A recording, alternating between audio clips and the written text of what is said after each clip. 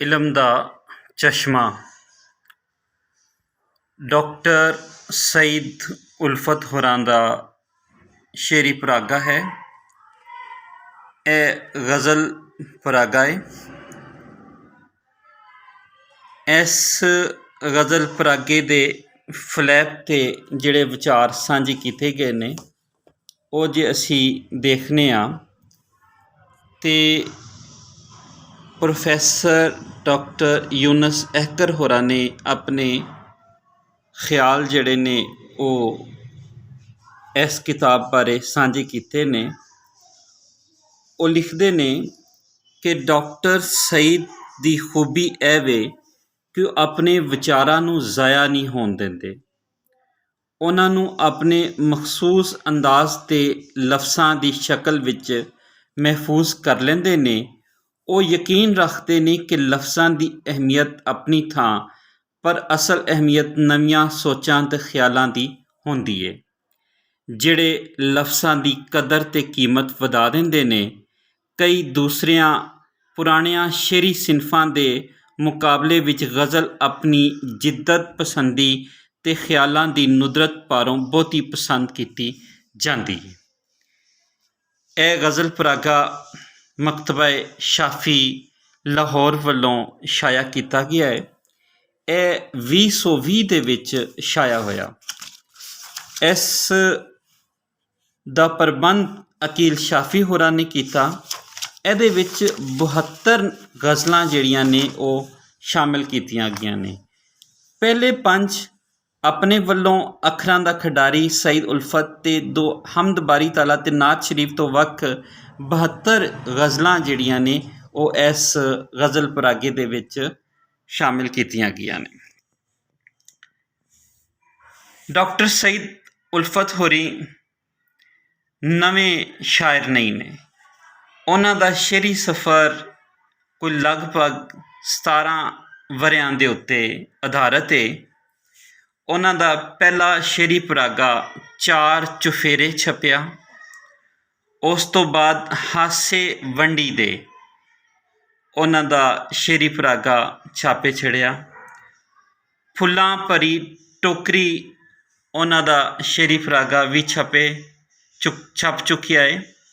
इस तो वक् वसेब दियां गल्लां एक शेरी परागा भी उन्हां दे क्रैडिट ते। हथला शेरी परागा इलम दा चश्मा है, जिहड़ा गज़ल परागा है जिसनूं मकतबा शाफी लाहौर वालों शाया किया गया। ਇਹਦੇ 160 सफ़े ने। जे असीं मजमूई तौर ते इन्हां गज़लां नूं वेखीए ते इन्हां गज़लां दे विच काफ़ी रंग नज़र आते ने। किधरे भुख ते दुख का जिक्र है, किधरे बाल मजदूरी के हवाले नाल गज़लां दे शेर मिलते ने, ते किधरे वो माड़े ते तगड़े की गल करते ने। माड़े वो जो अपने बुनियादी हक्कां दे वास्ते लड़ते पे ने, ते तगड़े वो जो इन्हां हक्कां नूं खो रहे ने। डॉक्टर सईद उल्फत होरी मज़ाहिया शायर भी ने। उन्हां दियां गज़लां दे विच मज़ाह खिलारदे शेर भी सानूं थां थां ते नज़र आते ने। फिर मत की गल, नसीहत की गल वो पढ़नहारां तिकर अपनाते ने। कुछ मिसरे उन्हां दे इन्ने तगड़े ने कि उन्हां दे विच जिवें पूरा पूरा मजमून ही उन्होंने बयान कर दिता होवे। जिवें कि असी देखने भुखे जेकर रोटी मंगन ठुड्डे मारे जाते ने। एक मिसरा है पर ਇਹਦੇ ਵਿੱਚ पूरा मजमून नज़र आता है कि ਉਹਦੇ पूरा एक मौजू जिहड़ा है वो भुख दा ते ठुड्डे मारन वालियां दा जिहड़ा आपसी ताल्लुक है, ते उन्हां नूं किवें माड़े ते तगड़े दी गल करनी जिहड़ी है उस नूं पुकारना किवें, वो डॉक्टर सईद उल्फत होरां दे ਸ਼ੇਰਾਂ ਦੇ ਵਿੱਚ ਸਾਨੂੰ ਨਜ਼ਰ ਆਉਂਦਾ ਹੈ। ਫਿਰ ਡਾਕਟਰ ਸਈਦ ਉਲਫਤ ਕਿਹਨੂੰ ਹੀਰੋ ਮੰਨਦੇ ਨੇ? ਸਫਾ ਨੰਬਰ 26 ਦੇ ਉੱਤੇ ਉਹਨਾਂ ਦੀ ਗਜ਼ਲ ਦਾ ਇੱਕ ਸ਼ੇਰ ਵੇਖਦੇ ਹਾਂ। ਸੱਚ ਪੁੱਛੋ ਤੇ ਉਹ ਲੋਕੀ ਦੇਸ਼ ਦੇ ਹੀਰੋ ਹੁੰਦੇ ਨੇ, ਉਲਫਤ ਜਿਹੜੇ ਤੜਕੇ ਉੱਠ ਕੇ ਕਰਨ ਦਿਹਾੜੀ ਜਾਂਦੇ ਨੇ। ਉਲਫਤ ਜਿਹੜੇ ਤੜਕੇ ਉੱਠ ਕੇ ਕਰਨ ਦਿਹਾੜੀ ਜਾਂਦੇ ਨੇ। ਫਿਰ ਇਸੇ ਤਰ੍ਹਾਂ ਸ਼ਹਿਰਾਂ ਦੇ ਤੇ ਹਵਾਲ ਨਾਲ ਕੀ ਲਿਖਦੇ ਨੇ? ਮੈਨੂੰ ਆਪਣੇ ਹਾਲ ਦਾ ਪਤਾ ਕੋਈ ਨਹੀਂ, ਹਾਲ ਸ਼ਹਿਰ ਦਾ ਦੱਸਾਂ ਤੇ ਕੀ ਦੱਸਾਂ। ਹਾਸਾ ਬੁੱਲਾਂ ਤੇ ਕਦੀ ਵੀ ਆਉਂਦਾ ਨਹੀਂ, ਝੂਠੀ ਮੁੱਠੀ ਜੇ ਹੱਸਾਂ ਤੇ ਕੀ ਹੱਸਾਂ। ਸਫਾ ਨੰਬਰ 40 ਤੇ ਉਹ ਲਿਖਦੇ ਨੇ, ਕੁੱਪ ਹਨੇਰੀ ਰਾਤ ਉਡੀਕਾਂ, ਵਿੱਚ ਤਾਰੇ ਦੀ ਚਾਤ ਉਡੀਕਾਂ। ਇਹ ਜਿਹੜੀ ਉਡੀਕ ਹੈ, ਇੱਕ ਅਜਿਹੇ ਇਨਸਾਨ ਨੂੰ ਉਡੀਕ ਕੇ ਚਾਨਣ ਦੀ, ਹਾਲਾਤ ਬਦਲਣ ਦੀ ਤੇ ਨਵੇਂ ਸੋਹਣੇ ਰੰਗ ਵੇਖਣ ਦੀ। ਆਪਣੇ ਦੇਸ਼ ਦੇ ਆਗੂਆਂ ਦੇ ਮੈਂ ਵੇਖ ਕੇ ਚਾਲੇ ਰੋਇਆ।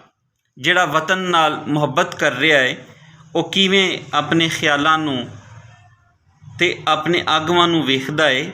ਉਹ ਲਿਖਦੇ ਨੇ, ਆਪਣੇ ਦੇਸ਼ ਦੇ ਆਗੂਆਂ ਦੇ ਮੈਂ ਵੇਖ ਕੇ ਚਾਲੇ ਰੋਇਆ, ਨਿੱਕੇ ਬਾਲਾਂ ਦੇ ਹੱਥਾਂ ਉੱਤੇ ਵੇਖ ਕੇ ਛਾਲੇ ਰੋਇਆ। ਬਾਲ ਮਜ਼ਦੂਰੀ ਤੀਜੀ ਦੁਨੀਆ ਦੇ ਵੱਡੇ ਮਸਲਿਆਂ 'ਚੋਂ ਇੱਕ ਮਸਲਾ ਹੈ, ਜਿਹਦੇ ਉੱਤੇ ਕਾਬੂ ਪਾਉਣ ਦੀ ਬਹੁਤ ਲੋੜ ਹੈ। ਪਰ ਸਾਡੇ ਦੇਸ਼ ਅੰਦਰ ਵੀ ਇਹਦੇ ਬਾਰੇ ਕਾਨੂੰਨ ਤਾਂ ਬਣਦੇ ਪਏ ਨੇ, ਪਰ ਅਮਲੀ ਤੌਰ 'ਤੇ ਜੋ ਕੁਝ ਹੋਣਾ ਚਾਹੀਦਾ ਹੈ ਉਹ ਨਹੀਂ ਹੋ ਰਿਹਾ। ਉਹ ਬਾਲ ਮਜ਼ਦੂਰੀ ਉਸੇ ਤਰ੍ਹਾਂ ਹੀ ਮੌਜੂਦ ਹੈ। ਮੈਂ ਵਿੱਚ ਘੁੰਮਣ ਘੇਰੀ ਵੜਿਆ ਹੋਇਆ ਵਾਂ, ਚਾਰ ਚੁਫੇਰੇ ਸੋਚਾਂ ਖੜਿਆ ਹੋਇਆ ਵਾਂ। ਇੱਕ ਸੋਚਣ ਸਮਝਣ ਵਾਲੇ ਇਨਸਾਨ ਨੂੰ ਚੁਫੇਰਿਓਂ ਸੋਚਾਂ ਘੇਰੀ ਰੱਖਦੀਆਂ ਨੇ। ਤੇ ਉਹਨਾਂ ਦਾ ਇੱਕ ਸ਼ੇਰ ਦੇਖਦੇ ਹਾਂ, ਜਿਹਦੇ ਵਿੱਚ ਉਹ ਆਪਣੇ ਆਪ ਨੂੰ ਦੁਆ ਦਿੰਦੇ ਨੇ ਕਿ ਉਹ ਕਦੇ ਵੀ ਜਿਹੜੇ ਕਦਮਾਂ 'ਤੇ ਖਲੋਤੇ ਨੇ, ਜਿਹੜੇ ਆਪਣੇ ਸੋਚ ਤੇ ਆਪਣੇ ਖਿਆਲ ਤੇ ਆਪਣੇ ਮਕਸਦ 'ਤੇ ਖਲੋਤੇ ਨੇ, ਉਸ ਤੋਂ ਕਦੀ ਨਾ ਡੋਲਣ। ਰੱਬ ਕਰੇ ਮੈਂ ਕਦੀ ਵੀ ਆਪਣੇ ਕਦਮਾਂ ਤੋਂ ਨਾ ਡੋਲਾਂ, ਪਹਿਲੋਂ ਤੋਲਾਂ ਬਾਅਦੋਂ ਬੋਲਾਂ, ਜਿਹੜੇ ਬੋਲ ਵੀ ਬੋਲਾਂ। ਇਹ ਡਾਕਟਰ ਸਈਦ ਉਲਫਤ ਹੋਰਾਂ ਦੀ ਜਦੋਂ ਸੰਜੀਦਾ ਰੰਗ ਦੇ ਨਾਲ ਤੇ ਮੱਤ ਦੀਆਂ ਗੱਲਾਂ ਵੀ ਕਰਨ ਵਾਲੇ ਰੋਮਾਨਵੀ ਰੰਗ ਨਾਲ ਦੁਨੀਆ ਨੂੰ ਵੇਖਦੇ ਨੇ, ਤੇ ਫਿਰ ਉਹਨਾਂ ਸਫਾ ਨੰਬਰ 27 ਦੇ ਉੱਤੇ ਇੰਝ ਆਪਣੇ ਖਿਆਲਾਂ ਨੂੰ ਬਿਆਨ ਕਰਦੇ ਨੇ, ਮੇਰੇ ਯਾਰ ਵਰਗਾ ਕਿਧਰੇ ਯਾਰ ਕੋਈ ਨਹੀਂ, ਸਾਰਾ ਫੁੱਲੇ ਉਹਦੇ ਨਾਲ ਖਾਰ ਕੋਈ ਨਹੀਂ। ਜਾਂ ਫਿਰ ਸਫਾ ਨੰਬਰ 66 'ਤੇ ਲਿਖਦੇ ਨੇ, ਉਹ ਕੌਣ ਸੀ ਜੋ ਬਾਗ ਦੇ ਕੋਲੋਂ ਦੀ ਲੰਘਿਆ, ਕਿਉਂ ਸ਼ਰਮਸਾਰ ਹੋ ਗਈ ਰੌਣਕ ਬਹਾਰ ਦੀ। ਸਫਾ ਨੰਬਰ 70 ਦੇ ਉੱਤੇ ਲਿਖਦੇ ਨੇ, ਇਸ਼ਕ ਮਜਾਜ਼ੀ ਕਰਕੇ ਵੇਖਿਆ, ਮੈਨੂੰ ਕੁਝ ਨਾ ਲੱਭਾ, ਰਾਂਝੇ ਨੇ ਤੇ ਕੰਨ ਪੜਵਾਏ, ਮੈਂ ਤੰਦੂਰ ਵੀ ਤਾਪੇ। ਤੁਸੀਂ ਦੇਖੋ, ਇਹਦੇ ਵਿੱਚ ਉਹਨਾਂ ਨੇ ਆਪਣੀ ਮਜ਼ਾਹ ਦੀ ਜਿਹੜੀ ਹਿੱਸੇ ਉਸ ਨੂੰ ਵੀ ਨਾਲ ਬਿਆਨ ਕਰ ਦਿੱਤਾ ਹੈ। ਤੇ ਸਫਾ ਨੰਬਰ 94 ਦੇ ਉੱਤੇ, ਝੂਠੀ ਯਾਰੀ ਤੋੜ ਕਦੀ ਵੀ ਚੜ੍ਹਦੀ ਨਹੀਂ, ਝੂਠੀ ਯਾਰੀ ਤੋੜ ਕਦੀ ਵੀ ਚੜ੍ਹਦੀ ਨਹੀਂ, ਅਜ਼ਲਾਂ ਤੋਂ ਇਹ ਟੁੱਟਦੀ ਨਾਲੇ ਢਹਿੰਦੀ ਰਹੀ, ਅਜ਼ਲਾਂ ਤੋਂ ਇਹ ਟੁੱਟਦੀ ਨਾਲੇ ਢਹਿੰਦੀ ਰਹੀ। ਇਹ ਇਸ਼ਕ ਦਾ, ਵਫਾ ਦਾ ਜ਼ਿਕਰ ਉਹਨਾਂ ਦੀਆਂ ਗਜ਼ਲਾਂ ਦੇ ਵਿੱਚ ਸਾਨੂੰ ਨਜ਼ਰ ਆਉਂਦਾ ਹੈ। ਉਹਨਾਂ ਦੀਆਂ ਕੁਝ ਗਜ਼ਲਾਂ ਦੇ ਕੁਝ ਸ਼ੇਰ ਅਸੀਂ ਦੇਖਦੇ ਹਾਂ। ਆਪਣੇ ਦੇਸ਼ ਦੇ ਆਗੂਆਂ ਦੇ ਮੈਂ ਵੇਖ ਕੇ ਚਾਲੇ ਰੋਇਆ, ਨਿੱਕੇ ਬਾਲਾਂ ਦੇ ਹੱਥਾਂ ਉੱਤੇ ਵੇਖ ਕੇ ਛਾਲੇ ਰੋਇਆ, ਮਿਲਾਂ ਦੇ ਵਿੱਚ ਕਰਨ ਦਿਹਾੜੀ ਨਿੱਕੇ ਨਿੱਕੇ ਮੁੰਡੇ, ਹੱਥ ਮੂੰਹ ਤੇ ਲੀੜੇ ਸਾਰੇ ਵੇਖ ਕੇ ਕਾਲੇ ਰੋਇਆ, ਭੁੱਖ ਨੰਗ ਵੀ ਚਾਰ ਚੁਫੇਰੇ ਲਾ ਕੇ ਡੇਰੇ ਬੈਠੀ, ਲੱਗੇ ਉੱਪਰ ਮਸ਼ੀਨਾਂ ਦੇ ਮੈਂ ਵੇਖ ਕੇ ਜਾਲੇ ਰੋਇਆ, ਇੱਕ ਪਿਆ ਰੋਜ਼ੀ ਰੋਟੀ ਲੱਭੇ, ਦੂਜਾ ਛੱਤ ਲਈ ਰੋਵੇ, ਇੱਕ ਵਿਚਾਰਾ ਬੇਘਰ ਬੰਦਾ ਬੈਠ ਕੇ ਪਾਲੇ ਰੋਇਆ। ਬੇਕਾਰੀ ਤੋਂ ਰੋਂਦਾ ਵੇਖਿਆ ਪੜ੍ਹਿਆ ਲਿਖਿਆ ਮੁੰਡਾ, ਡਿਗਰੀਆਂ ਮੈਨੂੰ ਉਸ ਵਿਖਾਈਆਂ ਪਿਟਿਆ ਨਾਲੇ ਰੋਇਆ। ਇਹ ਤੁਸੀਂ ਦੇਖੋ ਉਹਨਾਂ ਦੇ ਸ਼ੇਰਾਂ ਦੇ ਵਿੱਚ ਅੱਜ ਦਾ ਸਮਾਜ, ਅੱਜ ਦਾ ਦੌਰ, ਅੱਜ ਦੇ ਦੌਰ ਦੇ ਹਾਲਾਤ ਜਿਹੜੇ ਨੇ ਉਹ ਸਾਨੂੰ ਨਜ਼ਰ ਆਉਂਦੇ ਨੇ। ਫਿਰ ਅਸੀਂ ਇੱਕ ਗਜ਼ਲ 120 ਨੰਬਰ ਸਫ਼ੇ 'ਤੇ ਹੈ। ਇੱਜ਼ਤ ਨਾਲੋਂ ਖਾਰੀ ਚੰਗੀ ਨਹੀਂ ਹੁੰਦੀ, ਚੋਰਾਂ ਦੇ ਨਾਲ ਯਾਰੀ ਚੰਗੀ ਨਹੀਂ ਹੁੰਦੀ, ਬੰਦੇ ਨਾਲ ਇਬਲੀਸ ਦਾ ਇੱਟ ਖੜੱਕਾ ਏ, ਨੂਰੀ ਨਾਲੋਂ ਨਾਰੀ ਚੰਗੀ ਨਹੀਂ ਹੁੰਦੀ। ਤਰਨਾ ਏ ਤੇ ਡੂੰਘੇ ਪਾਣੀ ਤਰਿਆ ਕਰ, ਖਾਲਾਂ ਦੇ ਵਿੱਚ ਤਾਰੀ ਚੰਗੀ ਨਹੀਂ ਹੁੰਦੀ, ਭੈੜੇ ਕੰਮਾਂ ਕੋਲੋਂ ਮੁੜ ਜਾ ਵੇਲਾ ਏ, ਗੁਨਾਹਾਂ ਦੀ ਪੰਡ ਭਾਰੀ ਚੰਗੀ ਨਹੀਂ ਹੁੰਦੀ। ਤੇ ਦਿਲਾਂ ਦੇ ਅੰਦਰ ਨਫ਼ਰਤ ਰੱਖੀ ਬੈਠੇ ਹੋ, ਇੰਜ ਦੀ ਸਾਕਾਚਾਰੀ ਚੰਗੀ ਨਹੀਂ ਹੁੰਦੀ। ਤੇ ਮਤਲਬ ਪਾਰੋਂ ਰਿਸ਼ਤਾ ਨਾਤਾ ਗੰਢ ਲੈਣਾ, ਇੰਜ ਦੀ ਰਿਸ਼ਤਾਦਾਰੀ ਚੰਗੀ ਨਹੀਂ ਹੁੰਦੀ। ਉੱਚਾ ਉੱਡਣਾ ਉਲਫਤ ਤੇਰਾ ਮਨਸਬ ਏ, ਕੁਕੜੀ ਵਾਂਗੂ ਉਡਾਰੀ ਚੰਗੀ ਨਹੀਂ ਹੁੰਦੀ। ਇਹ ਉਹਨਾਂ ਦੀਆਂ ਗਜ਼ਲਾਂ ਦੇ ਕੁਝ ਸ਼ੇਰ ਤੁਹਾਡੇ ਨਾਲ ਸਾਂਝੇ ਕੀਤੇ ਗਏ। ਦੋ ਸ਼ੇਰ ਹੋਰ, ਸਫ਼ਾ ਨੰਬਰ 106। ਝੂਠੀ ਮੁੱਠੀ ਹੱਸਦਾ ਹਸਾਂਦਾ ਰਿਹਾ ਵਾਂ, ਤੇ ਅੰਦਰੋਂ ਮੈਂ ਅਥਰੂ ਲੁਕਾਂਦਾ ਰਿਹਾ ਵਾਂ। ਮੈਂ ਅੰਦਰ ਦੇ ਜਜ਼ਬੇ ਨੂੰ ਕਾਗਜ਼ 'ਤੇ ਲਿਖ ਕੇ ਤੇ ਆਪੇ ਹੀ ਮੁੜ ਕੇ ਮਟਾਉਂਦਾ ਰਿਹਾ ਵਾਂ। ਮੈਂ ਅੰਦਰ ਦੇ ਜਜ਼ਬੇ ਨੂੰ ਕਾਗਜ਼ 'ਤੇ ਲਿਖ ਕੇ ਤੇ ਆਪੇ ਹੀ ਮੁੜ ਕੇ ਮਟਾਉਂਦਾ ਰਿਹਾ ਵਾਂ। ਇਸ ਕਿਤਾਬ ਦੇ ਕੁੱਲ ਸਫ਼ੇ 160 ਨੇ ਤੇ ਮਕਤਬਾ ਸ਼ਾਫੀ ਲਾਹੌਰ ਵੱਲੋਂ ਛਾਇਆ ਕੀਤਾ ਗਿਆ। 13/1 ਸ਼ਾਫੀ ਚੌਕ, ਕਰੀਮ ਪਾਰਕ, ਰਾਵੀ ਰੋਡ, ਲਾਹੌਰ ਤੋਂ ਇਹ ਕਿਤਾਬ ਮਿਲ ਸਕਦੀ ਹੈ। ਨਾਲ ਫ਼ੋਨ ਨੰਬਰ ਵੀ ਲਿਖਿਆ ਹੋਇਆ ਹੈ, ਤੁਸੀਂ ਨੋਟ ਕਰ ਲਓ, 0301 40 47 881। ਇਸ ਕਿਤਾਬ ਨੂੰ 2020 ਦੇ ਵਿੱਚ ਛਾਇਆ ਕੀਤਾ ਗਿਆ। ਕਿਤਾਬ ਦਾ ਮੁੱਲ 500 ਰੁਪਏ ਹੈ।